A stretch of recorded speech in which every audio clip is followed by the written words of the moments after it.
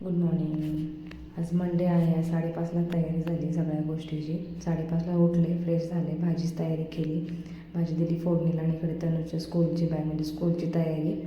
आज मंडे आणि त्याचा आज पेटी डे.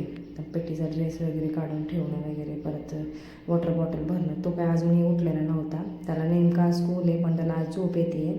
त्याला माझा आवाज देणं चालूच आहे पण तो काय उठतही नाही आहे. आणि मग आता म्हटलं थोड्या वेळाने काय करावं, 7:30ला त्याला उठवावं, कारण त्याचं स्कूल आहे ना 8:20ला गेट बंद होतं. तर मला काही 10 मिनिट पण लागत नाही इकडून जायला, त्याच्यामुळे आरामशीर जाता येतं. पण तरी पण त्याचं उरकलं म्हणजे त्याला खाऊन वगैरे जाईल ना, दूध वगैरे पिऊन, त्याच्यामुळे ती घाई असते. तर ते सगळं वॉटर बॉटल वगैरे भरलं.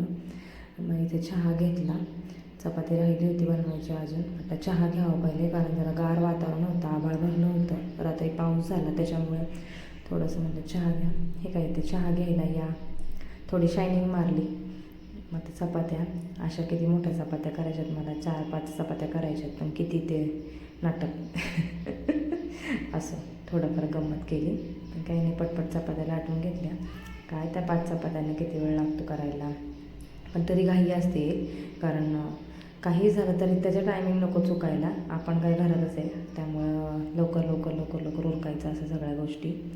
तिथून परत त्याला आंघोळ घालायची, त्याचं उरकायचं, त्याच्यामुळे थोडीशी घाई असते. हेअर वॉश केल्यामुळे हेअर खूप ओले होते, बांधूनच ठेवले होते सगळं का स्वयंपाक होईपर्यंत वगैरे. म्हटलं जरा झटकून घ्यावं, म्हणजे थोडेफार कोरडे होतील. देवपूजा तसंच वेळ भेटला, थोडंफार देवपूजा करून घेतली, लगेच उरकली.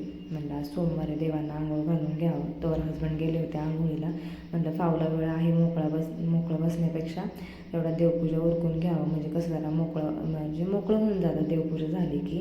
नंतर असं राहत नाही का मनामध्ये की बाबा देवपूजा राहिली, कारण ते प्राधान्य पहिलं द्यावं माणसाने. त्याच्यामुळे इकडे तनुष बाय बाय करतो आहे, स्कूलला निघाला आहे. तर आता तनुषला घ्यायला जायची तयारी चालली माझी. हेअर कोरडे झाले.